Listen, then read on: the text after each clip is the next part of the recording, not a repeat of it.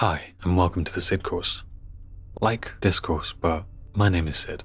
One of the more interesting releases of 2017 was Ninja Theory's Hellblade Senua's Sacrifice. Praised for its incredible graphics, indie release and themes of mental health and psychosis. The game has its flaws, but for the most part it's been well received by the gaming press and consumers alike, winning numerous awards at the end of the year for its accomplishments. In this episode of the Sidcourse, we're going to take a personal look at Hellblade, Senua's Sacrifice. Before we begin, I'd like to preface this video by saying that there will be spoilers for Hellblade. Along with that, this video will cover topics of mental health issues including depression, anxiety, suicide, psychosis, and the like. If any of these things are cause for concern for you, I would recommend turning off the video. If you would prefer to watch an analysis of the importance of Hellblade, I would highly recommend watching Racevick's video for its incredible take on what he considers the most important game of 2017. In a previous episode, I spoke briefly about games that talk about depression and mental health. In it, I described how games are an interesting and uniquely empathetic way to discuss the subject, but also how the method of playing games can also help in such circumstances. Psychosis is characterized as an impaired relationship with reality. People suffering from psychosis experience delusions and/or hallucinations, where a delusion is a false belief or impression that is held even though it's contradictory to the truth. And hallucinations are seeing, hearing, feeling, or smelling things or people that are not present. Even to this day, psychosis is still considered a taboo. With a name so close in origin to the word psychopath, it's easy to see why. The concept of experiencing a reality that isn't in front of others is a hard one to accept. The topic of psychosis is one that surprisingly has been overlooked within the medium of games. In fact, mental health as a whole, when portrayed in film, books, television, and games, has largely been one to demonize or antagonize the person dealing with the issue. Thankfully, in recent years, game developers, especially in the indie space, have been paving the way to open up and discuss these issues from a more empathetic and understanding point of view. If we were to look at it objectively, any level in a game where you've had a phantom version of an enemy appear and disappear as you attack, or having multiple voices telling you things as part of the audio track, could be interpreted in a way to discuss the concept of hallucinations and psychosis. However, Hellblade is the first game, to my knowledge, that directly tackles the topic head-on, and for me, that was a problem.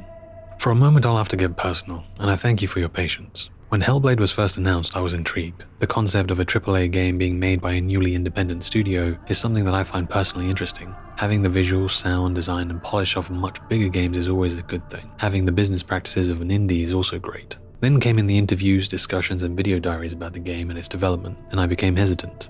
This is the first time I've personally spoken out loud about this outside of a doctor's office, but for about 20 years now I've been suffering from psychosis. I hear voices and experience delusions, everywhere, all day and all night. For the most part, I've done what I can to fight it and ignore the cacophony of noise and calls to harm or kill myself. I've learned to meditate, clear my mind, focus my energy, however it's not pleasant and I'm in a constant struggle with it. This is something I've kept to myself because of the implications from work colleagues, friends and family. I'm terrified of their reactions and how they would view me. To be quite honest, the voices already tell me what they'll think or feel towards me. My best friend of 4 years and soulmate still doesn't know, and as she doesn't watch these videos, I doubt that she will. She is, however, the only one who has been able to ease the noise and whose voice and presence can overpower the consistent and constant abuse my own mind creates for me. It's part of the reason she's so important to me.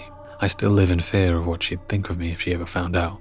I don't think I could ever bring myself to risk losing her by telling her. Living like this is hell. A conversation with a friend goes from a favor being asked to lining up every possible outcome and ulterior motive and thought process that they may be having, when really they're asking me for a favor. Someone telling me that my work is good or that I matter becomes a battleground of voices within my head of why they're wrong and how they lied to me, when really the person may just genuinely care for me. I wouldn't know. The voices I hear are stronger than everyone I speak to. They know and understand me better than anyone else because they are me. They know my weaknesses, my insecurities, what matters to me and what I believe in. And it's coming to a point where it's becoming extremely hard to differentiate between realities. When I heard that this particular mental health issue was going to be a primary theme of the game, I was terrified of what would happen. Would this game accurately represent my pain? Would others be able to truly empathize with this disorder? Would this game make my own symptoms worse? Would the simulated voices join mine? Would this game help me cope with my own demons? These are all concerns that I don't expect anyone else to understand or know, but it's important to me and the only reason as to why I put off playing the game for as long as I could. In fact, the only way I've been able to play this game was by having friends in voice chat as I streamed it to them privately. The need to be grounded and having a trusted voice that wasn't one of my own mind or that from the game was paramount, so as to minimize any risk to my already fragile mental health. From the very moment you launch a new game, you'll be greeted by the voices. They're quiet, but sharp. They're whispering, but loud. Using binaural audio recordings designed around the shape of a human ear, the audio team did an incredible job at capturing the tenacity in which the voices take shape. For me, the voices I experience are similar. The voices in my head aren't just in my head, they're everywhere. They feel like they're coming from all angles, from all around me, whispering from the corner of the room, screaming from the other side of a closed door. Most of them are coherent, whilst others are impossible to focus on. There are a myriad of voices, and some of them aren't even in languages that I know or understand. This creates an extremely claustrophobic personal experience that makes almost any situation uncomfortable. And I think one incredible thing that the team behind Hellblade has done right was making sure that the voices aren't all bad, because that's one of the things that make living with psychosis personally so terrifying. The voices that I hear aren't all trying to make me harm or kill myself. I think the scariest thing for me is I don't believe that I would have whatever skills and talents I possess, whether creative, technical, personal, or professional, without the help of these voices. Some have guided me to success, whilst others have guided me down extremely dangerous and destructive paths. When you're in a combat situation within this game, your field of view is tight and constrained, adding to the claustrophobia. In most games, you're able to see with enough room if something is behind you trying to attack you. In Hellblade, your only indication is one of your voices telling you to watch out. And right there, that is dangerous. Developing trust with a hallucination is the first step to everything going awry. You listen to the voice and it feeds you information about a task, people, places, objects, the world, what people are really thinking, what they're feeling. You begin to believe it more and more and become dependent on it. They've been right about everything so far. Maybe they're right now, at a dark place. Maybe not believing what someone tells you is the right thing to do. Maybe pushing away my friends and family will be better for them. They don't need to deal with my problems. Maybe cutting into my arm will help ease the pain by releasing endorphins. Maybe killing myself will stop me being a burden to the people I love, and they can be happier without me. Granted, this particular voice doesn't betray you within the game, as there are other hallucinations, like Senua's father and Druth, a person who has filled her head with the stories of the Northmen that Senua experiences on her journey that do betray her. The visual hallucinations in Hellblade are represented through enemy combat and puzzle solving, the two core gameplay loops in the game outside of walking. Enemy combatants in the game are figments of the imagination, representative of Senua's struggles to get through each part of her journey. They're apparitions and clearly not real. The combat mechanics are lackluster and monotonous, providing little in the way of fun combat in more traditional games. Hamish Black from Writing on Games discusses this in much more detail in his episode on Hellblade's mechanics. In it, he posits that games like Dark Souls' representation of hollowing souls as a metaphor for depression can easily be overlooked if the player has no interest in it. Whereas in Hellblade, its dull combat mechanics force you into being aware of the character's struggle, that this isn't fun and isn't meant to be. Fortunately, I don't believe I've had any visual manifestations of people or objects appear to me, not that I know of anyway. The other hallucinations present in the game are based around the game's puzzle mechanics. Senua must find patterns in her environment in order to continue. Everything must serve a purpose and meaning for her to get through. This trait is referred to as apophenia, an unmotivated seeing of connections as described by Klaus Conrad. Seeing patterns is something that can cause a lot of distress. From personal experience, I find great difficulty when I can't find a pattern that works, and it becomes almost obsessive and compulsive. In my personal life, I'm constantly trying to connect the dots of people's thoughts and actions to try and find the reality of any given situation. Because everything needs to make sense. Everything must line up. If it doesn't, then it can't be real. The visual hallucinations in the game aren't real. Were Senua of a sound mind, her journey would be a simple one of going through corridors. However, the constant struggle, this curse of psychosis, causes every step of her journey to be exceedingly difficult. Even though her journey is just a case of going through one area to the next, she cannot go through unless she has completed this objective of working out the god's runes that seem to be blocking her way, or the enemies that she must fight. Every thought is a struggle. Every step forward, literally and metaphorically, is a battle in her mind. One of the most dangerous issues with psychosis is delusions. Delusions of grandeur make you believe that you're capable of anything from controlling the weather and stock markets to your actions changing the fabric of destiny. Paranoid delusions will have you believe that someone or something is out to get you, someone is spying on you, someone is watching your every move. The people around you seem to have ulterior motives, and the things that they tell you are lies to cover up their true wants and desires. You may even feel like you're cursed by higher beings and powers.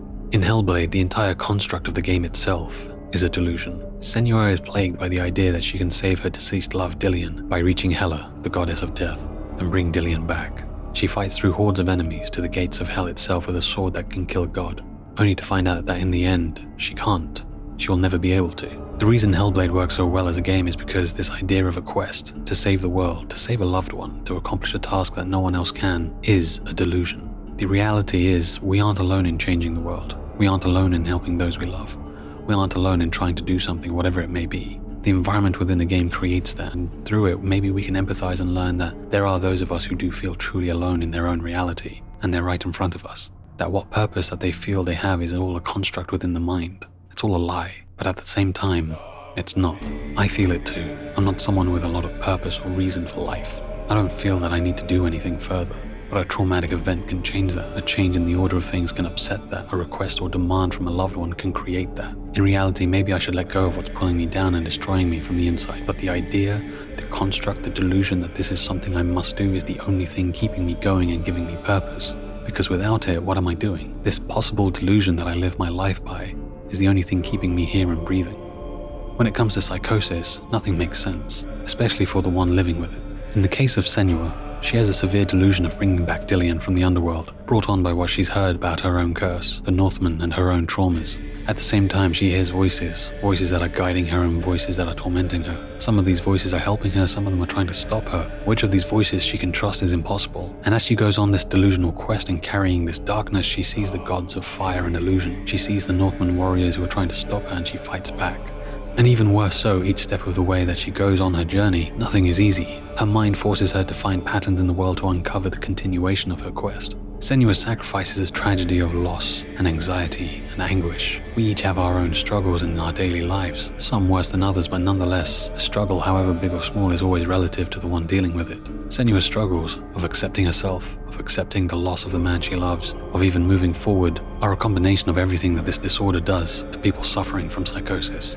The mess of issues that Senua is dealing with, the constant multitude of directions her mind is taking her, is prevalent in my own experience. My personal struggles of loss, pain, fear, and self-worth are a constant up and down. When all seems okay for a period of time, suddenly a tsunami of anxiety will overcome me, and I'm going through yet another mental breakdown, and this goes on every day.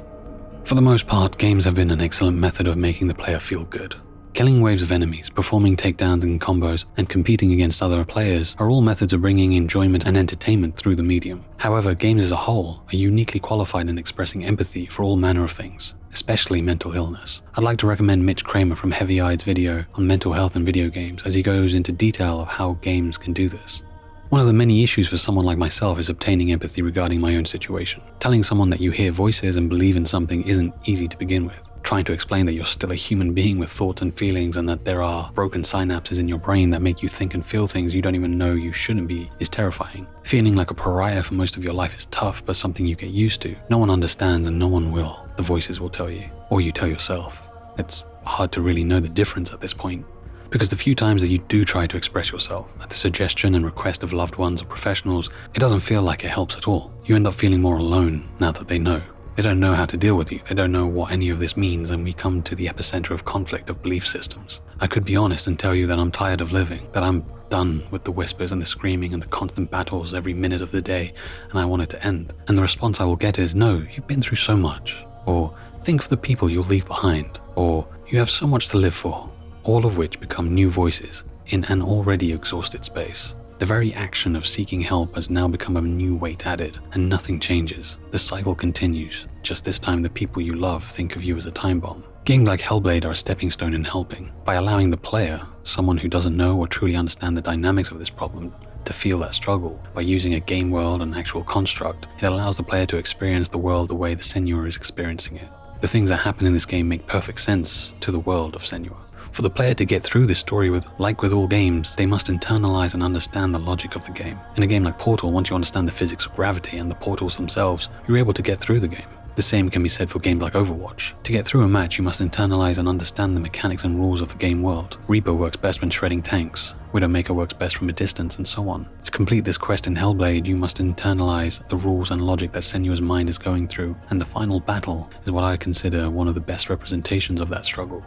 Once you reach Helheim to face Hela, you must battle through enemy after enemy. You'll beat them like you have been throughout the game, but as you turn around, more will appear. The voices you hear will tell you to watch out, and you dodge an enemy coming from behind you. You fight and continue fighting. A less skilled player may perhaps take a shorter amount of time, but a more skilled player, one with more determination and drive to keep fighting, will have to do just that. And I think that's the beauty of the game. Traditionally, there are only a set amount of enemies to kill in a game. In a wave-based shooter, for example, X number of enemies will come at you. You mow them down and the cycle continues in greater numbers.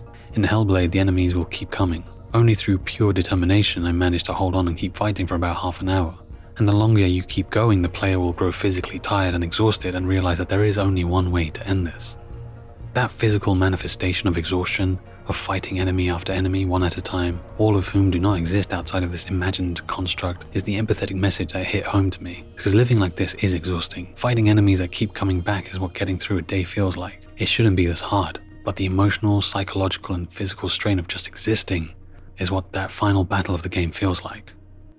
Hellblade: Senua's Sacrifice is far from a perfect game. There are many issues with it that I dislike, but at the same time, it and other games are paving the way for a more empathetic and understanding approach to telling stories in games.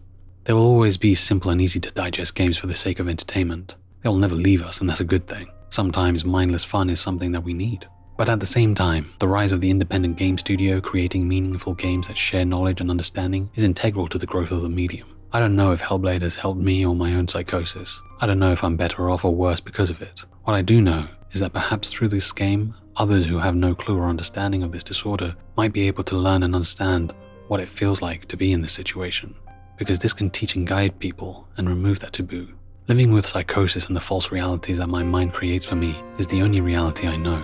These feelings of having no place or purpose in the world, of not belonging to anywhere or with anyone and constantly standing on the edge of wanting to take my own life is the only thing that I know to be true. The constant voices, these hallucinations are always there. They've been there for me since as far back as I can remember, and they guide me with every step. I don't know if what I'm doing with my life is based on the delusion that my mind has created for me, or if I should just end it all so I can get away from all the noise. I don't know. I have no idea. My hope for this video is to share the importance of Hellblade: Senua's Sacrifice, and how it uses its mechanics, narrative, and design to portray and express the experience of psychosis from the perspective of someone who is also going through it too. I'm not sure of anything, but I hope that perhaps the game and this essay can give you an insight and an understanding of what living like this is like. Thank you for watching. This has been the hardest episode I've made thus far for a number of reasons. I hope that you enjoyed this video, or at least found it informative and educational. If you or someone you know is suffering from psychosis, I hope that this video helps in some way.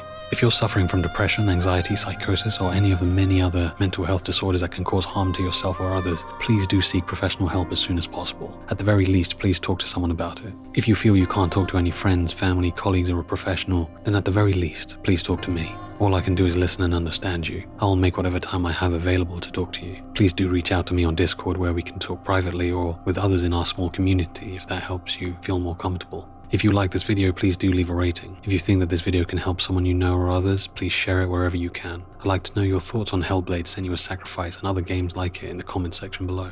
And if you'd like to see more episodes of the Sidcourse, please subscribe. Stay sexy.